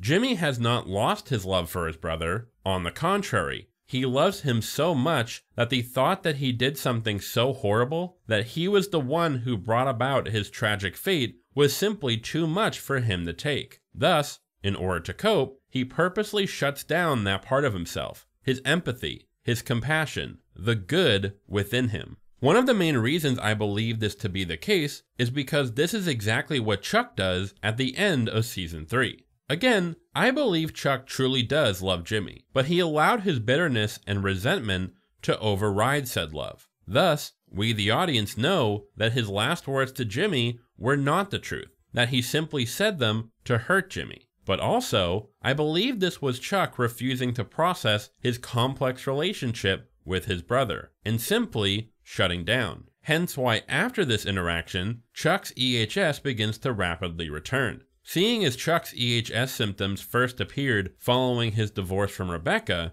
it seems like it is a sort of trauma response. He couldn't bear to lose her, but rather than process it, he internalized it. And he does the same thing with Jimmy. After he says something so cold and terrible, after he knows that this is officially the end of their relationship, his trauma returns, making his death all the more tragic. Jimmy being in denial of his role in Chuck's suicide also explains why he is so hostile to Howard throughout the rest of the series. Even as we the audience see Howard struggle with his own guilt and attempt to make things right, Jimmy responds with scorn. He has to. In his mind, Howard has to be the bad guy, the one who is solely responsible for Chuck's death. Jimmy has to believe this, because if he doesn't, he must then grapple with his own culpability, something he cannot bring himself to do. From here on out, we see Jimmy regress. He becomes emotionally distant, engages in self-sabotage, and begins selling burner phones to aid and abet the criminals of Albuquerque. Seeing as he had to snuff out the good within him to cope with Chuck's death, all that remains is the resentment, the bitterness. He is slowly becoming a shell of his former self. But all hope is not lost, as, just like throughout the 3 previous seasons, he still has someone in his corner. Someone who can revive the good within him. Of course, Kim. Though she struggles with Jimmy refusing to process Chuck's death, his dishonesty, and his misdirected anger at her, she tries her best to be there for him, to bring him back from the brink, even when it means enabling his less than exemplary behavior and indulging in her own worst impulses. She is his last remaining tether to humanity. But things become complicated as, while Jimmy regresses, Kim revitalizes her passion for the law, neglecting her previous commitment with Mesa Verde to take on pro bono cases, striving to become someone who fights to give a second chance to those who deserve it. This leads to them growing apart over the course of several months, and, as they do, we the audience fear that this may spell the end of their relationship, and thus Jimmy's last chance to see the light. However, part of me wondered if this would be for the best. It was heartbreaking to see Kim try to help Jimmy, only to see him, as a result of his inability to process his grief, project his insecurities onto her, drag her down, particularly when he ends up recruiting her for more schemes. To be clear, I am not saying that Kim is free of culpability. There is clearly a part of her that enjoys the thrill. But she also recognizes these destructive tendencies and does her best to quell them. Yet she goes along with Jimmy's underhanded ways, not solely out of a desire to satiate said tendencies, but because she loves him and will do anything she can to help him, not realizing that by enabling his scheming ways, she's only sending him further down his road of corruption. We fear that, despite admiring Kim's devotion to Jimmy, eventually, if he continues down this path, he will ultimately bring her down with him. Yet, come the conclusion of Season 4, we are given a glimmer of hope that not all is lost. After Jimmy has his bar reinstatement denied, Kim tells him that it was because he did not address his grief over Chuck's death, or even mention him at all. I have seen some argue that Jimmy was being sincere at his initial hearing, because at that point, he no longer possessed any love or feelings for Chuck. But I wholeheartedly disagree. He does still care for Chuck, but is suppressing that part of himself to avoid grappling with his culpability in his death. Until he does so, he will never be able to pull himself out of his downward spiral.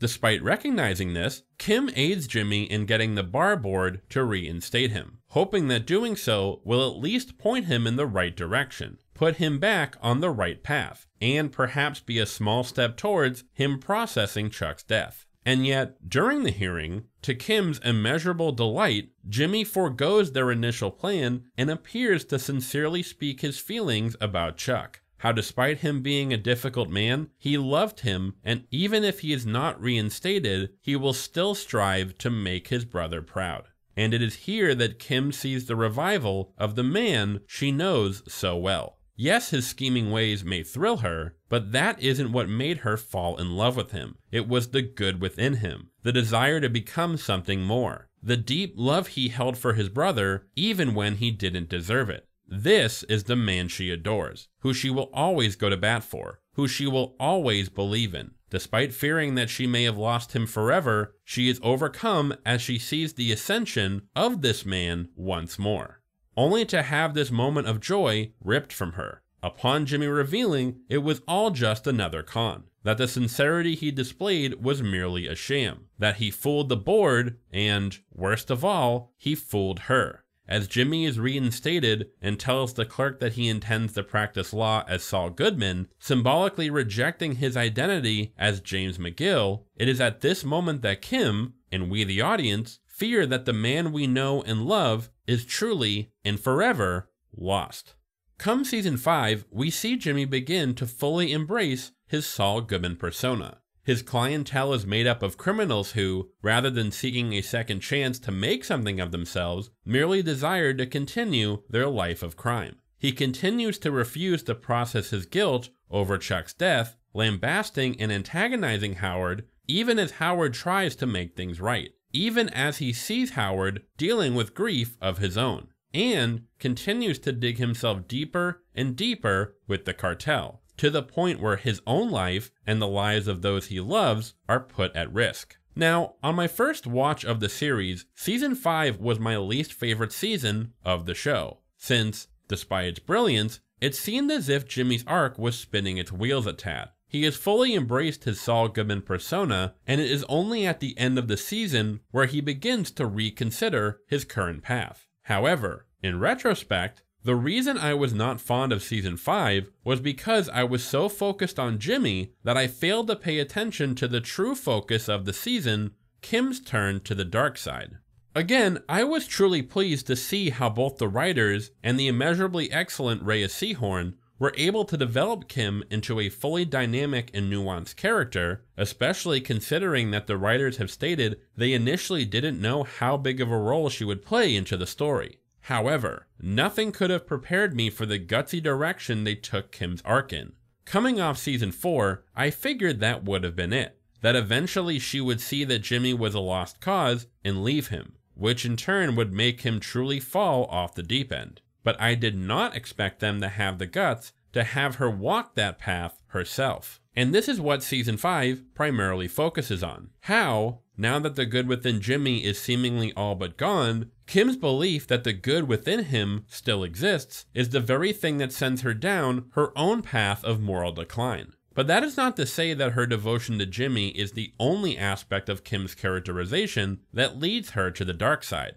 Yes, her love for Jimmy causes her to indulge in her worst impulses under the guise of supporting him, but there is also something to be said about her desire to use the law to accomplish true justice becomes warped as the series progresses.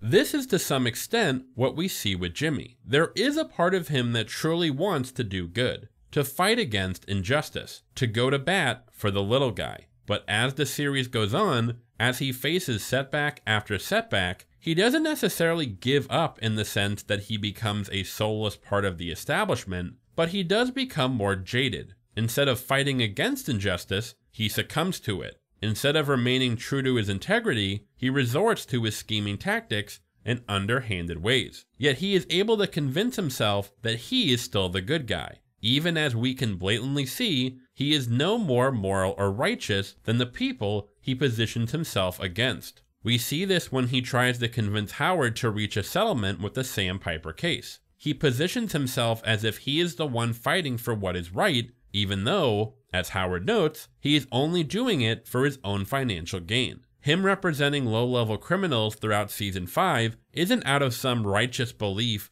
that even the most desperate and down on their luck deserve a rigorous defense. It's because he can make a shitload of cash doing so.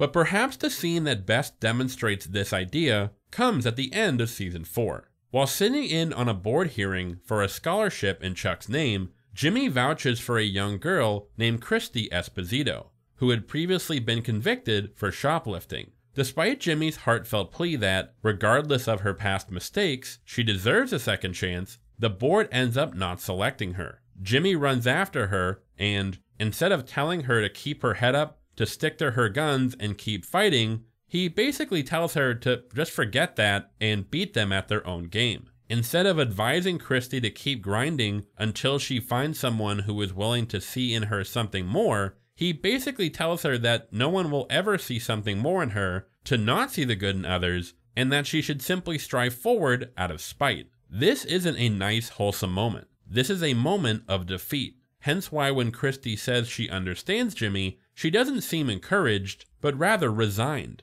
Instead of telling her that he believes in her, and that there will be others out there who will give her a second chance, he instills within this young girl the same seeds of bitterness, resentment, and despair that killed the good within him. And it is this pessimistic outlook we see begin to infect Kim. While the schemes she undertakes in Season 5, namely her taking Jimmy's advice and lying to a client to entice him to take a plea deal, and later using an array of cons to prevent Mesa Verde from evicting Everett Acker from his home, are motivated by truly righteous reasons, engaging in said cons, rather than exciting her, rubs her the wrong way. her feeling sick after lying to the client, and her wanting to back out of the scheme to prevent Everett from being evicted. While at first glance this may seem contradictory, it actually makes perfect sense. To go back to my point about Jimmy's speech to Christy, while yes, she may end up succeeding, if she does so by cutting corners or breaking the rules, if she does so out of spite, then how is she any better than those who refuse to believe in her? How can she ever truly be a winner if she lets them get the best of her? If she lets them kill her spirit and bring her down to their level? This is exactly what Kim is struggling with. Yes, these schemes are done to help others, but they are still schemes, right? Yes, she is fighting in opposition to the corporate bigwigs she detests, but is she not letting them compromise her integrity? And even if she is able to get what she wants by resorting to these underhanded ways, does this come with the risk of losing the sense of trust that she can instill in her clients? After telling Everett that Mesa Verde will evict him and there is nothing he can do to stop it, she returns and genuinely opens up to him, discussing her past, how she and her mother never had a home of their own. She understands that she may not be able to stop his eviction, but at least wants him to know she understands his incredulity and wants to help him in the small ways she can. And yet, he rebuffs her, telling her that she will say anything to get what she wants. Her sincerity is met with skepticism. It is at this moment that she fears that she is beginning to lose her ability to instill a sense of trust in others, which, significantly, is exactly the same thing Jimmy lamented about when he accosted her in Season 4, him believing that she no longer is able to trust him. Note that Kim states she was inspired to become a lawyer after seeing To Kill a Mockingbird, a film in which white attorney Atticus Finch represents black man Tom Robinson against a false rape accusation, but ultimately fails to prevent Tom from being convicted. Though, as a result of his valiant efforts, he earns the respect and admiration of the black townsfolk. Is sticking true to one's principles paramount, even if it means not always ending up the winner? Is maintaining your ability to generate trust in others worth not always getting what you want? Furthermore, if one decides that the ends justify the means in one case, when does it stop? Once your ethical framework is compromised, how can you hold yourself accountable or recognize when your judgment begins to falter? When does said ends justify the means attitude become solely about your own benefit as opposed to the benefit of others? Haha, see what I did there? Because that's not from... That's from the other... Oh, brother! Despite her inner conflict, Kim continues to stay with and stick by Jimmy, even as his influence exacerbates the more toxic side of herself and begins to chip away at her own personal integrity. However, one of the most decisive moments in regard to Kim's conflict comes when Kim tells Jimmy to drop their plan to prevent Everett from being evicted. Despite initially believing that the use of underhanded methods is worth keeping him from losing his home, Kim ultimately decides against it, planning to help Everett as best she can the right way, even paying him restitution out of her own pocket. It appears that she does not want to risk her integrity and/or allowing herself to indulge her toxic tendencies, even if it is for a righteous reason.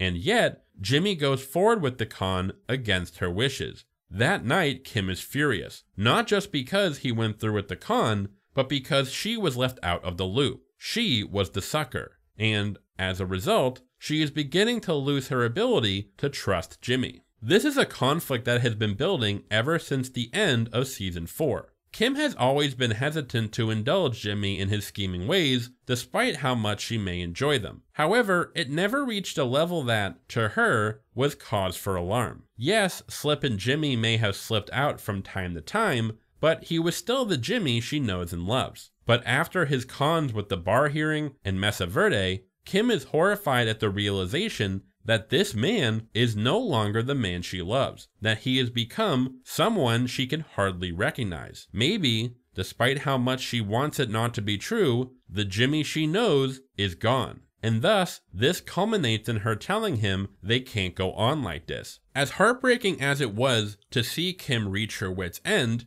I was glad to see her finally draw a line in the sand, to not just enable Jimmy's behavior, that she was recognizing the bad influence he was having on her and deciding to divert course, that the best thing for her, perhaps for both of them, is to call it quits before things get too out of hand, before things go too far, before they do something truly unforgivable. Or maybe we get married. Ah, fuck. It's amazing how the show was able to have a scene that I would have been elated to see come the end of season 3 now make me sick to my stomach. One of Kim's main character flaws is her toxic perception of love, where instead of holding the one she loves accountable, she believes that enabling or looking past certain behaviors is how you express your love. Instead of giving Jimmy an ultimatum to change his ways or lose her, she tries desperately to salvage what they have by following him down on his downward spiral. I think this is what they were trying to communicate with the flashbacks to Kim's childhood, that being raised by her toxic mother resulted in her becoming a person who cleans up her loved one's messes, and how this resulted in her believing that doing so is the same thing as loving them. Although I will say I don't think said flashbacks were necessary to get this point across. While the empathy that exists within her results in her desire to help those truly in need,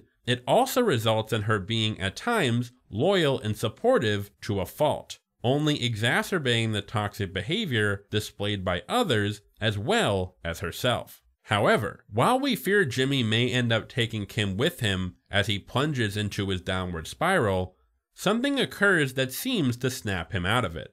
Following him being tasked with retrieving $7 million in bail money for Lalo, which in turn results in him almost getting killed, seeing half a dozen men gunned down in front of him, and enduring a scorching trek through the New Mexico desert, it seems Jimmy, in a similar fashion as to how he did following Kim's car accident in season 3, has a sort of epiphany. He suffers from PTSD, questions Mike on how he allowed himself to get mixed up with the cartel. It seems that for this brief moment, he has gained some truly needed perspective, remembering that despite all the shit and all the bitterness, he has someone who truly loves him in his corner, who will always stand by him. And upon realizing that his association with the cartel has put her in danger, and knowing that due to her love for him, she will gladly accept that danger and stand by him to the end, he realizes he must change his ways. He realizes there is still time to stop going down the road he is on. But unfortunately, this epiphany comes just a tad too late. At the courthouse, Kim is confronted by Howard, who tells Kim of Jimmy's antagonism of him, that he is clearly a bad influence on her, and that he desperately needs help. Kim reacts with hostility, believing he is wrong about who Jimmy has become. It is after this scene that Kim seems to adopt a vendetta to take Howard down. She jokes with Jimmy about ruining his reputation in order to bring a forced resolution to the Sandpiper case, and it is Jimmy who is the voice of reason. But in one of the boldest turns of the series, it is Kim who is undeterred, prepared to destroy Howard's reputation without a shred of remorse. In a brilliant reversal of the season 4 finale, where Kim looks on in horror upon seeing the man she loves is now a stranger to her, it is Jimmy who is barely able to recognize the woman standing in front of him. Now, while Kim's turn to the dark side is one of my favorite arcs of the series, there are many who actually find it contrived and or not in character for her. However, I would argue the reason for this has to do with Howard's arc throughout the series, and particularly the audience's shifting perception of him as a character. I have spoken on this channel before about how character development can come in different forms, the most common being progression and perception. Progression is when a character actually changes throughout the course of the series. We see Jimmy change from a good-hearted yet flawed man into a truly disgusting and immoral human being, whereas perception is when a character doesn't necessarily change, but via new information being presented, our view of said character and or the context of their actions shift. Chuck as a character changes very little, but our perception of him throughout the first 3 seasons shifts quite a bit. It should go without saying that truly good character development utilizes both to an extent. Hence why Howard, though he may seem like an innocuous side character at first, ends up being such a complex and nuanced character come the end of the series. Throughout the first 3 seasons, our perception of Howard shifts in a big way. Initially, we are led to believe that Howard is simply an arrogant, uptight business clown who thinks of himself above others. He is the one who has kept Jimmy out of HHM as he sees him as lesser, and he is the one who is trying to keep Chuck on the payroll so as to avoid him cashing out his share of the firm. However, as we come to learn, Howard is only acting on Chuck's orders to prevent Jimmy from being hired by HHM, and him keeping Chuck on the payroll is as a result of him believing that his friend and partner will one day overcome his condition. Slowly, our perception of Howard morphs from a sleazy rich prick to that of a loyal friend, who, rather than forcing Chuck out of HHM for his own vanity or greed, is heartbroken to do so, believing it is what must be done to protect his father's legacy and what is best for his partner and friend. Following Chuck's suicide, Howard is plagued with guilt, which is only exacerbated by Jimmy refusing to own up to his own role in the circumstances surrounding Chuck's death. Through short glimpses, we see Howard struggle with his guilt, suffering from insomnia, and working through his turmoil in therapy. In contrast to Jimmy, who following Chuck's death begins to morally regress, Howard does whatever he can to make things right, culminating in him reaching out to Jimmy and offering him a job at HHM. If my perception of Howard was still as it was in, say, season 1 or 2, I would call bullshit on this. I would presume he was just doing it in an effort to alleviate his own guilt, and or try and salvage HHM's reputation. But now I see that this is a truly sincere outreach from Howard. He could tell Jimmy was struggling with Chuck's death. He admired Jimmy for sticking up for Christy. His offer to Jimmy was out of sincerity, of seeing the error of his ways, of understanding that while he was being loyal to Chuck by shutting Jimmy out of HHM, that Chuck's resentment for Jimmy ran deeper than he could have ever imagined, and perhaps his own perception of Jimmy was poisoned by Chuck, and thus he wants to give Jimmy the respect he believes is owed to him.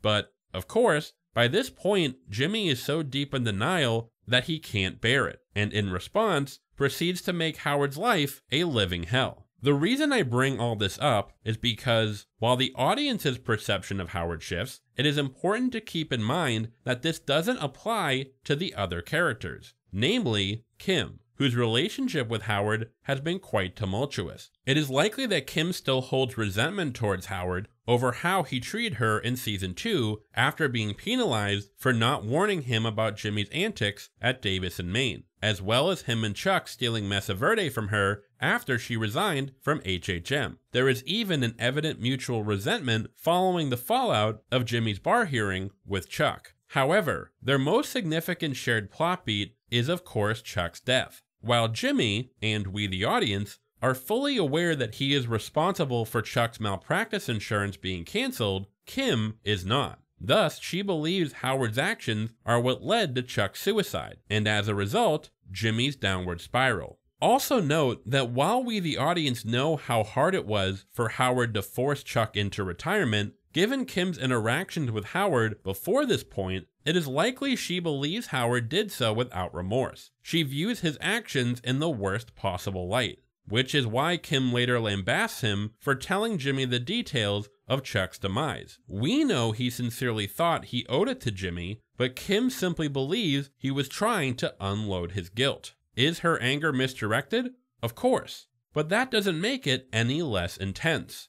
I do not mean to say all this in order to hand-wave Kim's wrongdoing later on, simply to illustrate that in her eyes, Howard is not the same man he is to us the audience. It is also evident that Kim turning on Howard is in order to conceal her own doubts and fears about her relationship with Jimmy. Not only does this man who she blames for Jimmy's downward spiral have the gall to say that he needs help, not only does he question her agency in regard to her decision to drop Mesa Verde, claiming Jimmy must have had something to do with it, but, and this is what I believe is the most crucial factor, he confronts her with the fact that Jimmy is slowly becoming the very thing that Chuck always believed he was. This is what primarily drives Kim to take him down, because on some level, she knows he is right. She knew it the day she saw Jimmy con the bar. She knew it the day he went behind her back with Mesa Verde. She knew it the day he took an insanely dangerous job from the Mexican cartel and later lied to her about what happened in the desert. But she can't stand to face the truth. So when Howard confronts her with the truth, she, like Jimmy does throughout season 5, has to make Howard the bad guy. No, he isn't right about Jimmy. He is the one responsible for Chuck's death. He is the one responsible for Jimmy's struggles. He is the one who can't see the Jimmy that I see. And it is here where Kim reaches her final form of sorts. All the resentment she feels toward Howard, the denial of the person Jimmy is becoming, making her into someone unrecognizable. Kim has allowed the very thing she feared to come to pass. She has lost both her integrity and self-accountability. We see her rationalize that them taking down Howard is out of some righteous crusade. They are doing this for the Sandpiper clients, of course, not for their own selfish gain, not due to their own misdirected resentment, not because they just get their kicks by indulging in their worst impulses. If you were to tell me in season 1 that the series would come to a close with Jimmy and Kim scheming to take down Howard, I'd probably be like, good, screw that stuck-up bastard. And yet, come season 6, we are horrified to see a truly good man having his reputation destroyed by two people we hardly even recognize, motivated by spite and greed, and by the possibility that these two people we thought we knew, that this is who they truly are. We fear that once they accomplish their goal of destroying Howard, of making him appear as an unhinged drug addict to his friends and colleagues, of doing something truly unforgivable, that nothing will be able to bring them back.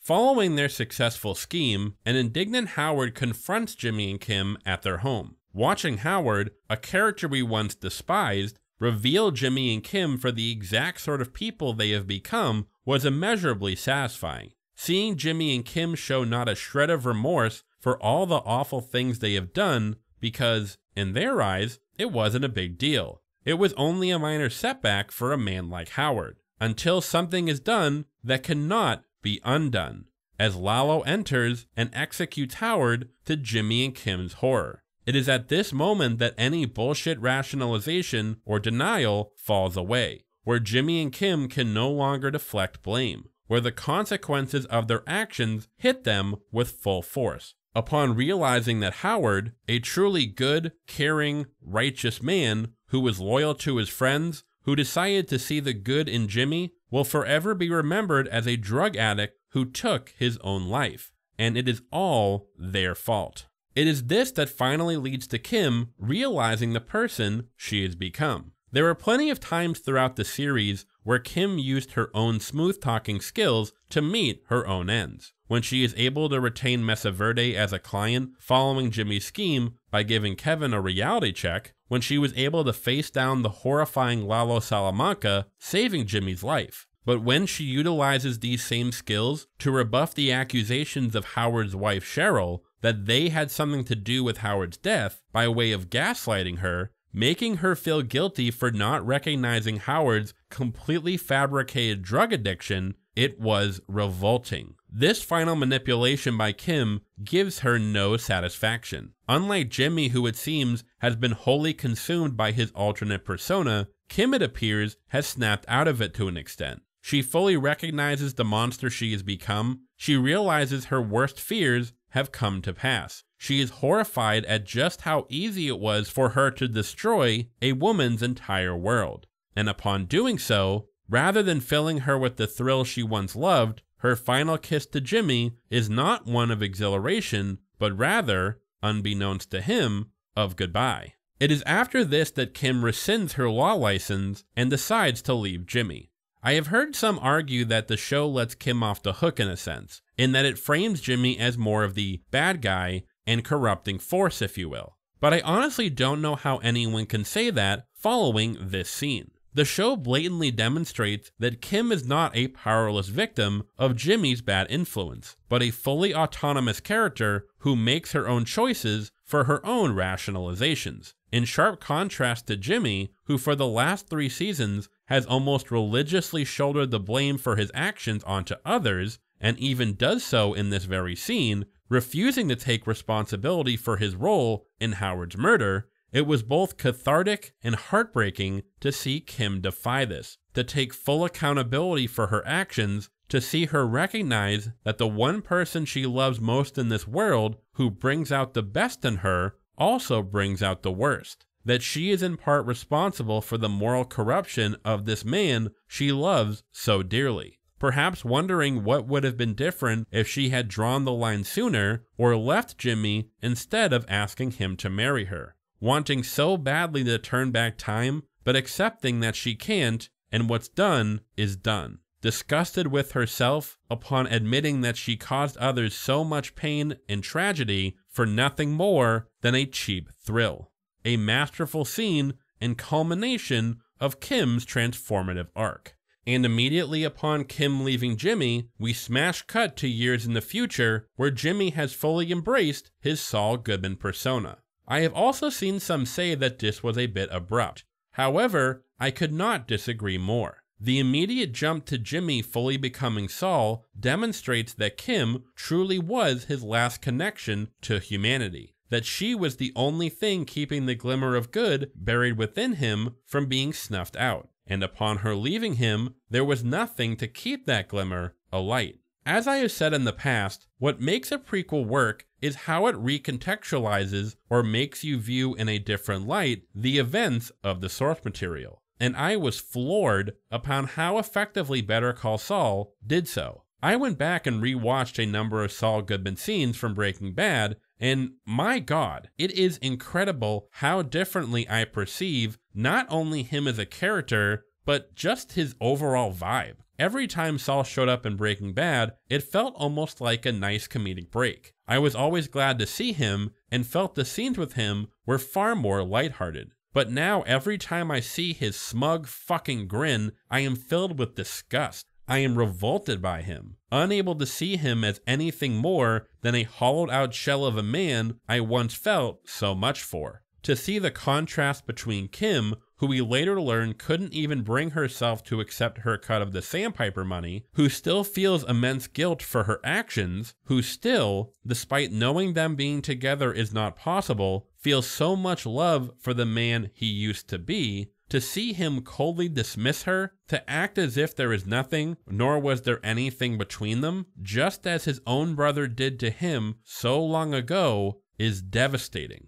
Not only does it put the Saul Goodman I knew from Breaking Bad in such a different light in terms of his characterization and my feelings towards him, but, as many others have pointed out, it in a way recontextualizes the entire show as him as the secret main character. As noted in the series finale, had it not been for Saul, Walter White wouldn't have gotten nearly as far as he did. He truly was vital to building and prolonging Walt's empire, and thus had a direct hand in every crime and every death that came about as a result. As I rewatch Breaking Bad, I at times don't even see it as the story of Walter White, but as Walter just being another opportunity, another step towards complete moral corruption made by the man who was once Jimmy McGill. From helping petty criminals get off scot-free, to associating and working with the Mexican cartel, to finally aiding and abetting the formation of a drug empire, of enabling the creation of a monster beyond his control, all of which led to nothing but death,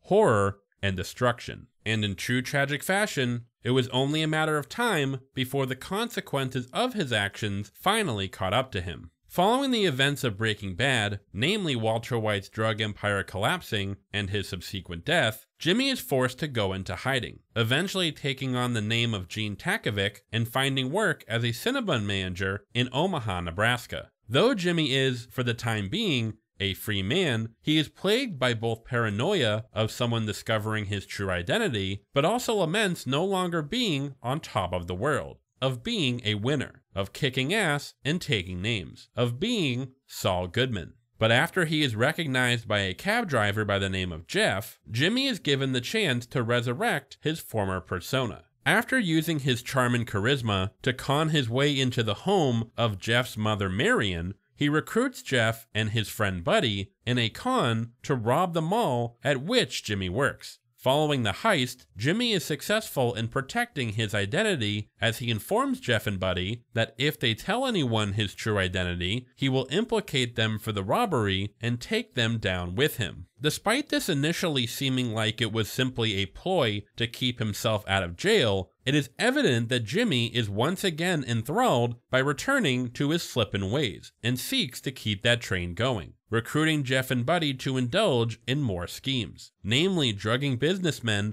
and stealing their financial info. Even after barely avoiding a grisly death on numerous occasions, even after losing everything he had, even after being urged by Kim, who has begun a new life in Florida, but continues to be plagued by guilt for her role in Howard's death, to turn himself in, Jimmy just can't help himself. He continues to sink deeper into his own misery, even going so far as to nearly murder a man with cancer after breaking into his home, something even Jeff and Buddy hold reservations about. He is void of guilt or shame for anything he has done. It appears as if the man he once was is truly dead and gone. But Jimmy's plan hits a snag. After Jeff is arrested during the robbery, Jimmy calls Marion, who has come to see Jimmy as a true friend, and tells her that Jeff has been arrested and that he is going to pick her up to bring her to bail Jeff out, which raises Marion's suspicions about Jimmy's true motivations. And now we come to what I consider to be the most important scene of the series. Jimmy arrives at Marion's home to bring her to jail to facilitate Jeff's release, but sees that she has discovered his former identity as Saul Goodman. Marion prepares to call the authorities, but Jimmy rips the phone cord from the wall and stalks towards her, wrapping the phone cord around his hands as Marion backs away in fear. There were many times throughout the run of the show where I was disappointed in Jimmy, but this was the first time I was terrified of him. Considering his affinity for those who were vulnerable, particularly the elderly, it was disgusting to see him do this to Marion, to see just how much of a monster he has allowed himself to become, to realize that there will be no going back from this. But then, as Marion seems to accept her fate, she slowly looks up at Jimmy and says, "I trusted you." And it is here we come to the true tragedy of Jimmy McGill. In the previous section, I spoke about how Chuck's antagonism of Jimmy is what exacerbated his dishonest and scheming ways, how Chuck's inability to see the good in Jimmy or have faith that he could truly change is what conversely drove him to succumb deeper and deeper into his darker persona. But, as I also said, it would be foolish, nay simply ignorant, to put this all on Chuck's shoulders and relieve Jimmy of his own culpability. The show succeeds in making Jimmy so likable and sympathetic and allows us to empathize with him even when he makes truly terrible decisions. But what I consider so brilliant is how the show subverts this come the end of the series. See, I mentioned earlier how I believed, deep down, there was good in Chuck. There was at least a glimmer of the good, of the compassion that we see Jimmy express throughout the series. Said glimmer was simply stamped out as he allowed his own bitterness and resentment to consume him. But in retrospect, there was also a part of Chuck in Jimmy that made him at times see the worst in others, that made him overlook those who truly cared and believed in him and focus on those who cast him aside. On the surface, Better Call Saul is the tale of a man who was shaped and molded into a monster after being kicked when he was down, after being deemed as nothing, after being reminded over and over and over that no one trusted or believed in him.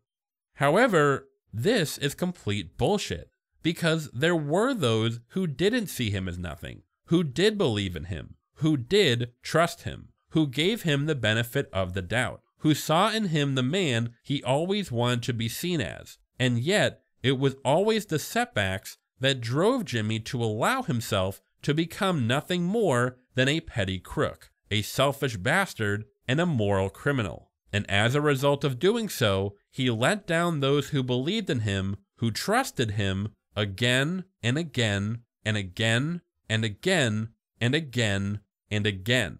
That glimmer of good within him being consumed by bitterness, like a poison running through his veins. But at this moment, looking into Marian's eyes, seeing her heart breaking, upon realizing that this man who she trusted, who saw him as the man he always wished others saw him as, has betrayed her. Carol Burnett's delivery is so perfect. Not vindictive, rather almost sorrowful. Her feeling so foolish. How could I have ever trusted a man like you? And it is here we see the glimmer of good within Jimmy returning.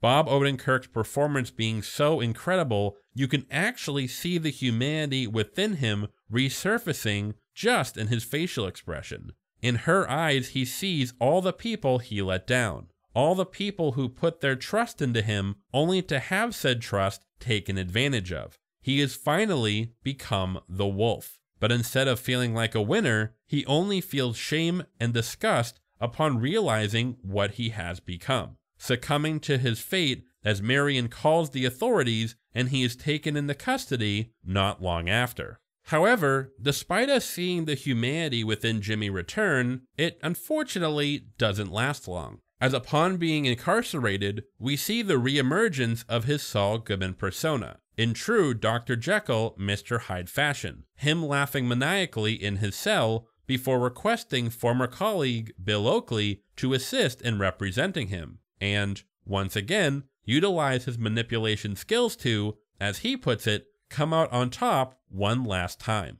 Seeing him state he was merely a helpless victim at the mercy of the monstrous Walter White, callously feigning sympathy for the death of Hank Schrader in front of his wife Marie, was a truly disgusting display. Jimmy almost reveling in his ability to make the prosecutors bend to his will, toying with them, as he whittles what would have been a life plus 190-year sentence to a mere 7.5 years. But his master stroke hits a snag as he learns that Kim confessed her culpability in Howard's murder to both the Albuquerque DA and Cheryl. While due to a lack of physical evidence, the DA will most likely not bring charges against her, she has opened herself up to a civil suit on Cheryl's behalf, which could cost her everything. Upon learning that the woman he loves will pay the price for having a conscience, Jimmy once again sees an opportunity to aid only himself. He tells Bill that he has more information in regard to Howard's death that he can use as leverage, even though anything he gives them will implicate Kim,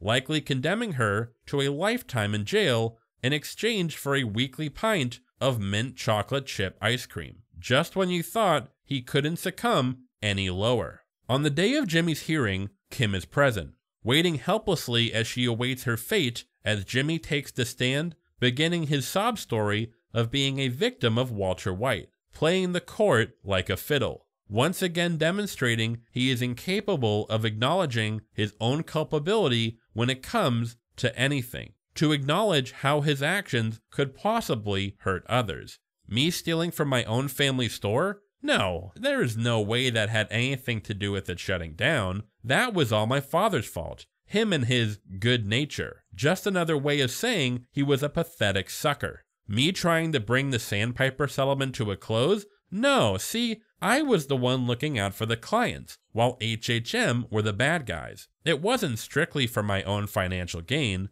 You see, me sabotaging my own brother's malpractice insurance, that had nothing to do with him ending his own life. It was all Howard. He's the one responsible. I am not representing and enabling criminals to continue their illegal ways for my own financial gain. I'm fighting against the system, defending the little guy. I had no choice but to get involved with the Salamancas, despite my initial scheming ways getting me associated with them in the first place, and the, of course, very lucrative incentives. It's not like I played a role in exacerbating Kim's own destructive tendencies. Besides, she is the weak one who threw her life away for nothing. It was Lalo who was responsible for Howard's death. It was Walter White who was at fault for so much death and destruction.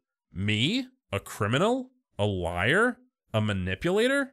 Couldn't be Jimmy, not precious Jimmy. And it is at this moment we, the audience, begin to wonder, you know what? Maybe Chuck was right. Maybe despite his own limitations, he was the one who saw Jimmy for what he truly was. That the good within him was only an act. That he was a snake, a coward, someone who would undoubtedly end up hurting those around him. It simply took longer for everyone else to see who he truly was. Maybe this is not the story of a good man gone bad. Maybe it is the story of a man finally embracing his true nature. Whether he is known by Slippin' Jimmy, Saul Goodman, or Gene Takovic, deep down he is the same selfish, bitter, immoral bastard who takes accountability for nothing and hurts everyone. But then, something funny happens, as Jimmy, to the astonishment of the entire courtroom, finally owns up to everything. How he was an integral part of keeping Walter White's drug empire up and running, how he had a hand in every death that occurred as a result of the wrath of Heisenberg, how he went along with destroying Howard Hamlin's reputation, despite him being a good man who was loyal as they come to his partner, even to a fault. How Kim was the one who couldn't stomach her role in his death and confessed her culpability, the good within her being unable to bear keeping it in. And finally, acknowledging his action which contributed to Chuck's suicide. As I mentioned earlier, one of the show's overriding themes is the murkiness and complexity of culpability. How who is to blame for any one action is not always an easy question to answer. I am not saying that Jimmy's sabotage was the sole reason Chuck ended his life. Ultimately, that choice was his own. But by that same logic, how much can we truly blame Chuck for Jimmy's actions? It would be foolish to say Chuck played no part in driving Jimmy to embrace his darker side. But Jimmy is a grown man and made his own choices. Hell, we even saw in season 3 that Jimmy had the capacity in him to not let Chuck's actions dictate his behavior. That despite others kicking him when he was at his lowest, trying to bring him down to their level, he was able to overcome his despair and do the right thing. He can't control the actions of others, but he damn well sure can control his own. And this was the moment that he finally took accountability for his own decisions, for his own choices, the causal chain of events that led him to this exact moment. If he could go back, would he do things differently? If he had a second chance, would he walk a different path? As much as I'd like to think yes, it's a question that, sadly, we will never know the answer to. You can't travel back in time. You can't undo what has been done. But what you can do is take responsibility for your actions and do your best to make right what you can. His admission of guilt giving those who suffered as a result of his decisions perhaps a sliver of catharsis. This doesn't make Jimmy a hero. He has done so much wrong and hurt so many that redemption doesn't seem like it's in the cards. But that isn't why Jimmy did what he did. In the final sequence of the series, Kim visits Jimmy, it being revealed that he has been sentenced to 86 years, thus ensuring he will spend the rest of his life in prison. However, it is also noted that Kim's legal license never expired, perhaps hinting that, despite what may happen as a result of her confession in regard to Howard's death, she may return to legal work and reignite her passion for defending those who need help the most. It will not allow her to undo what has been done, but is all she can do to try and derive something good as a result. But why would Kim decide to continue fighting the good fight? Because, at least in part, her faith in the good in both herself and Jimmy has been restored. Jimmy knows he can't make up for the crimes he has committed. He knows he can't bring back those who have been lost as a result of his actions. He knows he and Kim will never be together. But with his final act, he showed her that he has become the man she always knew he had the potential to be. When no one else believed in him, when everyone else thought he was nothing, she saw something different, something more. Despite being condemned to a life in prison, despite being remembered as a soulless, immoral criminal, Despite us not knowing where he and Kim will go from here, or if they will ever even see each other again, his single saving grace is that, at least in her eyes, he is finally the man she knew he could be. Not Slippin' Jimmy, not Saul Goodman, not Gene Takovic, but James Morgan McGill.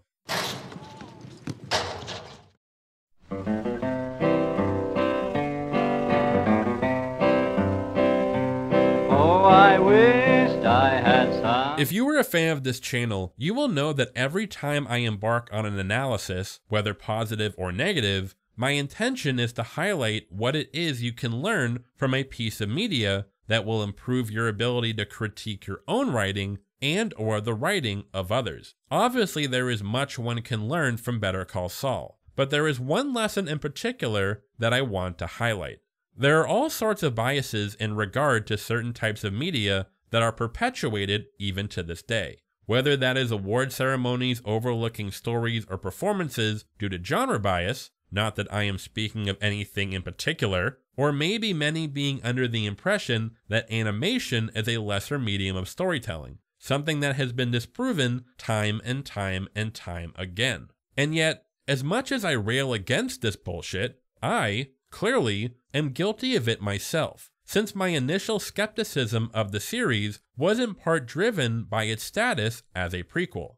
Historically, most prequels and or spin-offs stand as more or less glorified cash grabs that scream, we can't think of something original, so here is this thing that you will like because it's derived from the other thing that you like. While this attitude has, thankfully, been dispelled when it comes to sequels, I definitely say it still persists when it comes to prequels and spin-offs.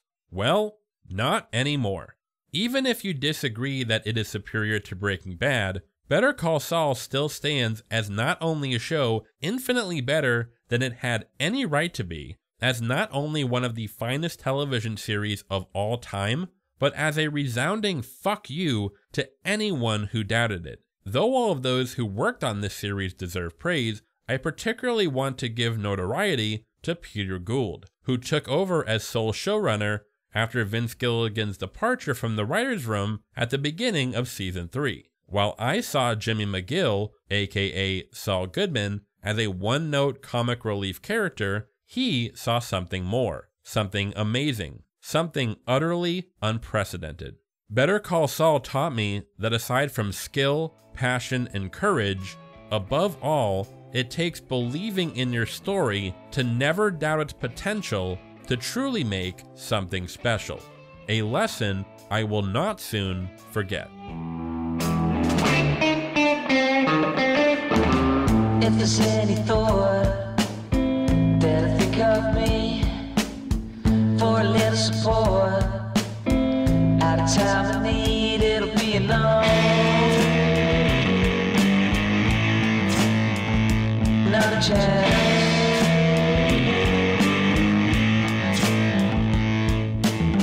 Driving into town, can't see or hear. Kill communication, stepping off the grid just to let me know. Too many got my time.